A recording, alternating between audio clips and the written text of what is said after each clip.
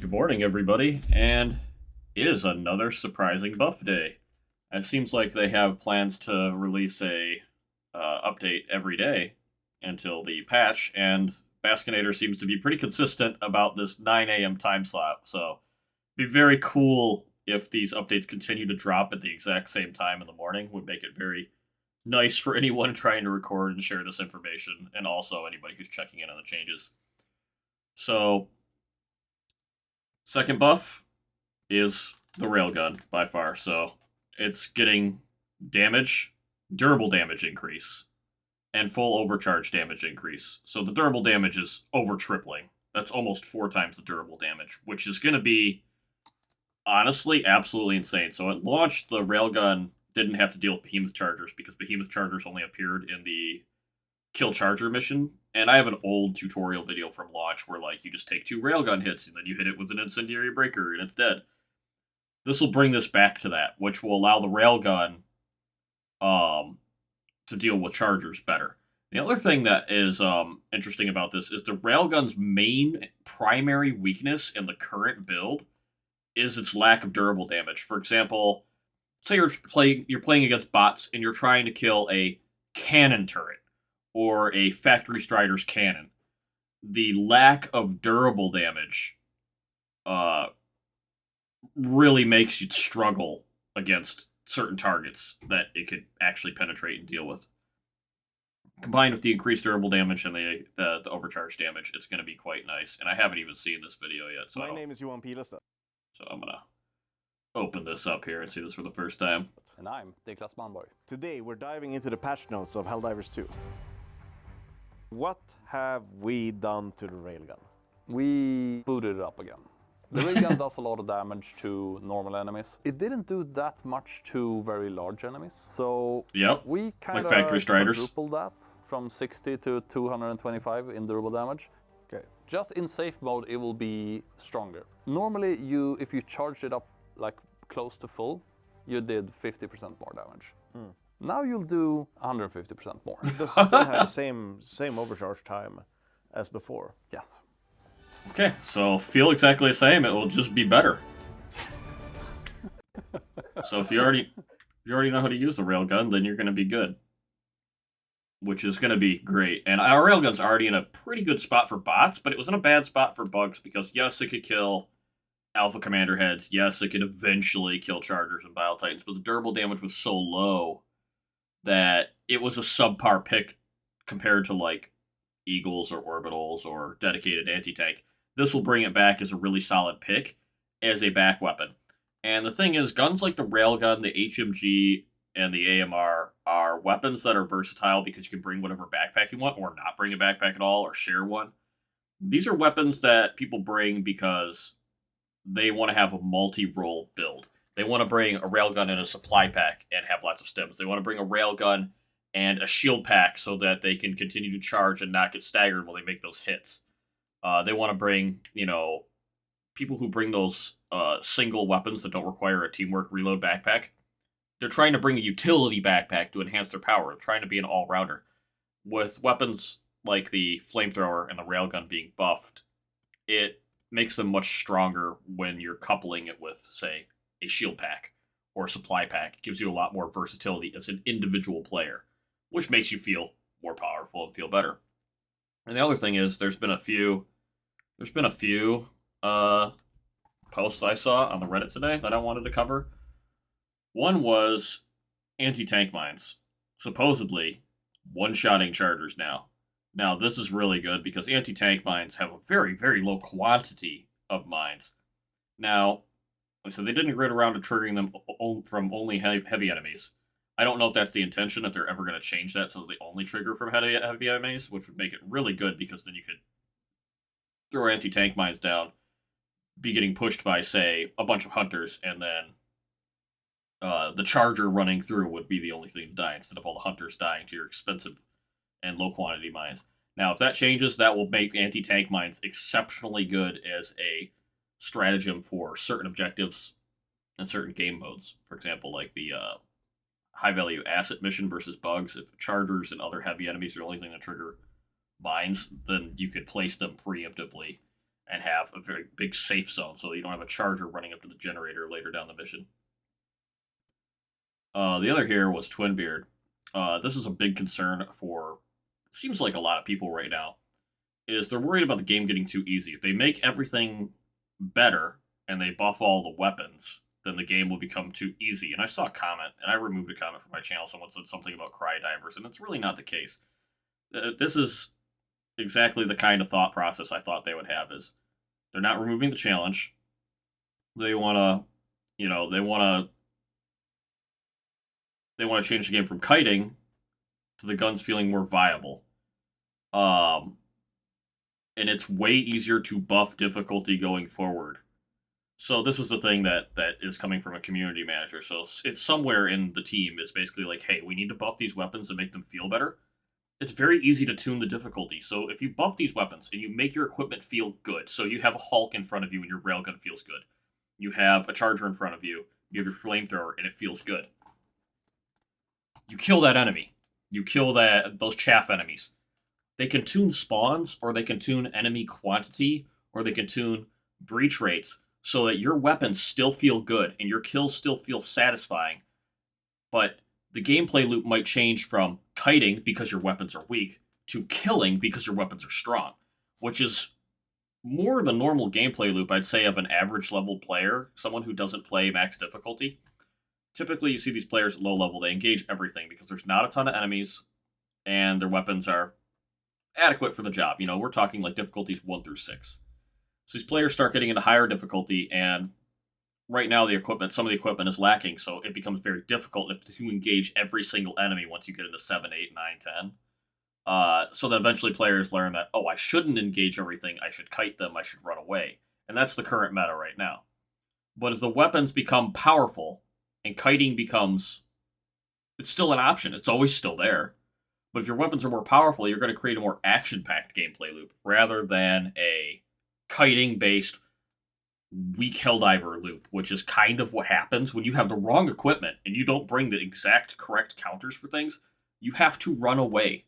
You have to disengage. When you don't have anything to kill a Bile Titan, your player is running away. When the player doesn't have anything to rip the cannon off a Factory Strider or his machine guns, they have to leave the fight and leave the engagement. Yeah, that's poor planning, but that's kind of how things are. Once these weapons are more powerful, people can start specializing in killing certain enemies. For example, you've got your overpowered railgun can now annihilate charger legs again. I'm almost certain that's going to be the case. With quadruple durable damage and an increased charge rate, you should be able to do some crazy damage to either their legs or their head at this point. I'm trying to remember what the last one was. This was a message from Pyle about balance. They're basically talking about a larger realignment to the gameplay.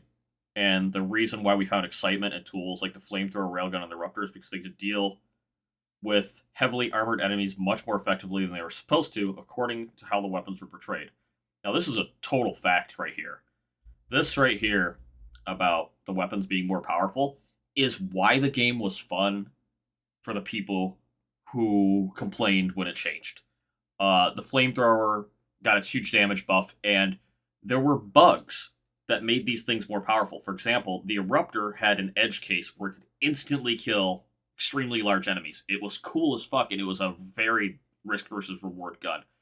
I hope the Eruptor gets a buff in the upcoming days, because it is in a very lackluster spot right now, in my personal opinion. I've tried to use it. I try to make it work, but there's no reason to take an Eruptor when you can just take a Counter Sniper Diligence and do the same work in semi-auto. The Flamethrower had an issue with charger hitboxes, so the hitbox for the charger was not aligned with the model. So you're able to deal damage to the charger even though his armor was supposed to be protecting him. It was a bug, it was a flaw in the game, but ultimately it made for better gameplay because that's what people wanted out of it.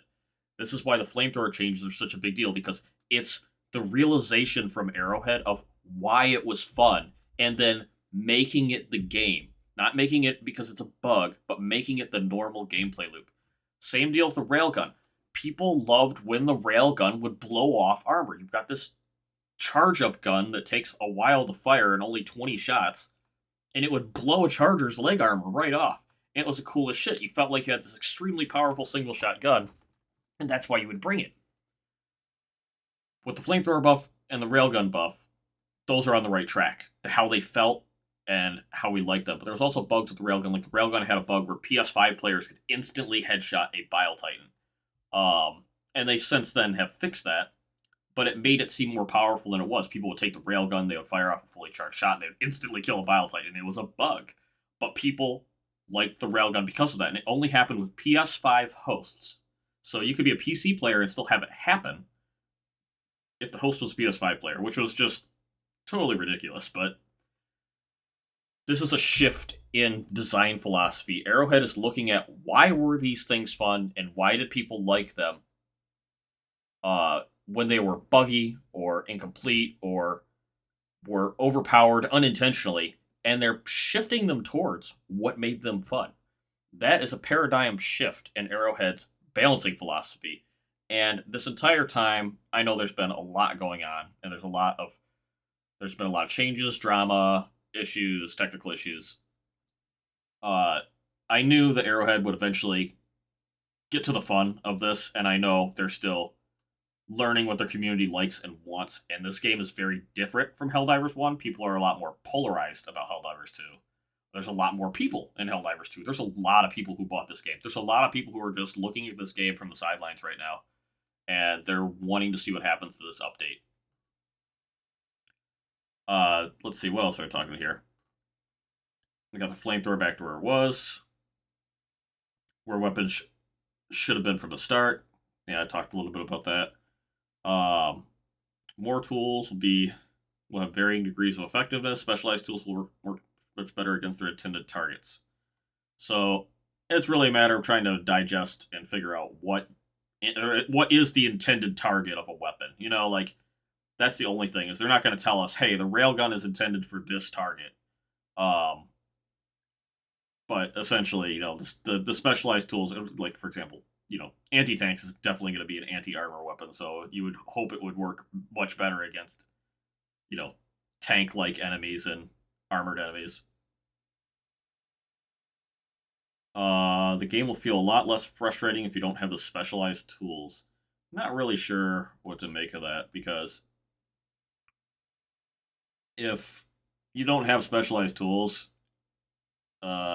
I mean, yeah, I guess I get that. Right now, the stratagems are kind of like shoehorned. Like, you have to have this to deal with that. If it's less frustrating, meaning you have more versatility with, you know, things that aren't exactly the fucking current meta. All in all, I am super excited. The railgun buff is gigantic. These weapons, like the railgun, the flamethrower, the AMR, and the HMG, are versatile weapons that people choose, you know, secondary backpack loadouts with. And these are weapons that you can come into quick play and play with randoms with and feel like you're being useful to the team and making them better is great. The flamethrower definitely needed these changes. The railgun was in a good spot versus bots, but it was in a horrible spot for durable damage. And this is why I wouldn't run it for a lot of stuff, because you would have to run specialized equipment alongside the railgun. For example, if there's a cannon turret or a factory strider's top turret, it would do such little durable damage on full charges that you could dump 10, 15 shots at a factory strider's top turret and you wouldn't kill it. You'd just be wasting your time. The increase in durable damage is also going to mean people who are in unsafe mode are going to be killing things like scout striders much faster. They have the potential possibly to even rip off Hulk arms with a railgun now, which would be actually hilarious. So, day 2 of buffs, it's looking really good. They've got stuff down, and I am super excited to see, you know, these new railgun changes actually in gameplay. So, peace out, guys. I will tune in for the next update, hopefully at 9 a.m. If Basketator keeps posting these things at 9 a.m., that'd be great. I thought it was going to be a slow week before the update, but apparently we're going to have lots of news. There's going to be lots of eyes on Helldivers, and there's going to be a lot of people who are going, it's back on the menu. And I don't care what other game you're playing, this is great for just Helldivers. This is great for their future and their game. This is the exact fanfare and balance realizations that need to happen to garner back community positivity Obviously, fans will be fans like myself who I'm critical, but I'm fair. But there are a lot of people who felt upset and wronged and are struggling with the game. But I think a different gameplay loop, leaning away from kiting and leaning more into action, is what the community really wants. They want to demolish their enemies with overpowered weapons. And if you balance the game and spawn rates around that while making the equipment feel good, it's just going to make the game feel even more action packed. And if all the equipment is good and there's more enemies, then it becomes skill based. The people who land their shots will kill the enemies in the endless waves of them. And instead of being a, rock, paper, scissors, counterbalance strategy of like, well, I brought this, so I counter that, it will be, I have a versatile weapon and I'm going to deal with everything this weapon can deal with. And you have 4 people doing that. It's just going to be a massive slaughter of our enemies, but they can make them push back harder, or they can give us rare and elite enemies to deal with, once again, or more varied enemy types that don't just immediately die and have certain, extra ways to kill them. So there's way to add more emergent threats without removing the balance of the game, essentially, without removing the difficulty. Because I don't want them to remove the difficulty either. And this is somebody who, I like playing difficulty 10 because I like actually failing my mission if I pick a shitty loadout. I like the game being difficult. At the same time, I don't like when my weapons feel like a wet noodle. And with some of the changes that were also mentioned potentially, like the AMR, HFG, and autocannon getting, increased penetration, it's going to be pretty wild. This update's going to be pretty wild. There'll be more buffs and more things to talk about in the coming days. So expect me to share my opinion of this as a veteran Helldivers player. I am cranking my way up to 800 hours played right now. A lot of it's in my ship and idle, and some of it was from queues at the beginning of the game. So my mission time's probably a lot less than that. It's probably 150 hours less than that, I'll be real with you. But I've been level 150 for a long time. I've been maxed out for a long time. So I'll continue to be a fan. I'll continue to analyze these updates. Right now, this is all good news. This is all good news. This is good news. They're handling it in a lighthearted way, and they're going to garner a lot of positivity back from the community. And it's really at a perfect time right now to spool that back up before a big update. The thing that they need to really land and stick and nail is stability. I've had a lot of issues with friend system. I've had people I couldn't play with that are on PC with me that we can't be in the same game, and it won't fix itself for a whole day. So this update, while the numbers are going to sound great, the rebalance is going to sound great, and I'm sure the weapons will be spectacular. My biggest concern with Arrowhead, aside from, performance, is the technical stability of the game. So hopefully this patch comes out and it works and they've thoroughly tested it, and not just tested its gameplay loops, but tested its stability, its performance, and whatnot in the friend system. Because you can change everything in the game, but if somebody can't play it, like some of my friends on PS5 are crashing like mad, then it's disheartening. It's disheartening, and no matter how big of a fan you are, you can't argue in favor of that. You can argue in favor of bad balance. You can argue in favor of bad design. You can't make an argument for bad frames or bad connections to the game or crashes. You can't. There's no fan is gonna be on their side for, yeah, well, it's a great game, but it crashes the desktop. No, it's just unacceptable. When the game crashes, people don't play for the day. They log off. They don't engage with the game. They don't engage with the community. They go, I would play, but my game crashed, which is what I'm hearing from my PS5 friends right now.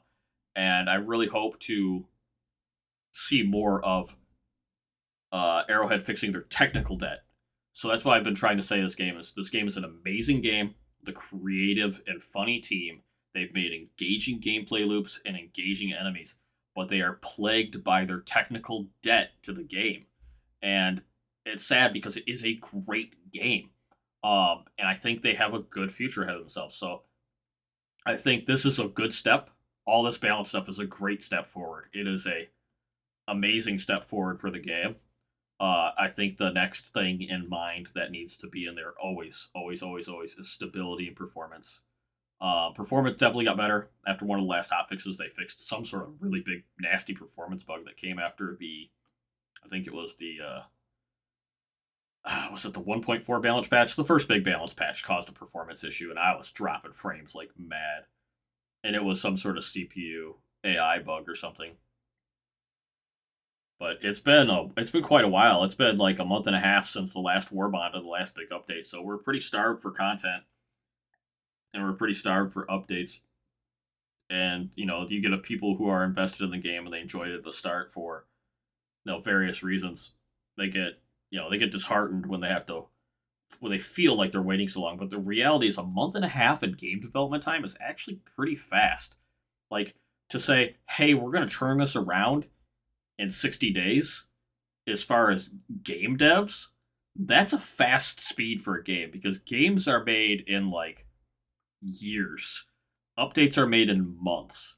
I hope that they manage to streamline their work line stuff, and they manage to keep people from burning out, and that they keep their passion in the game. And I hope that the positivity that the community is going to pour on them from these changes to make things more fun and more what they wanted out of the game again.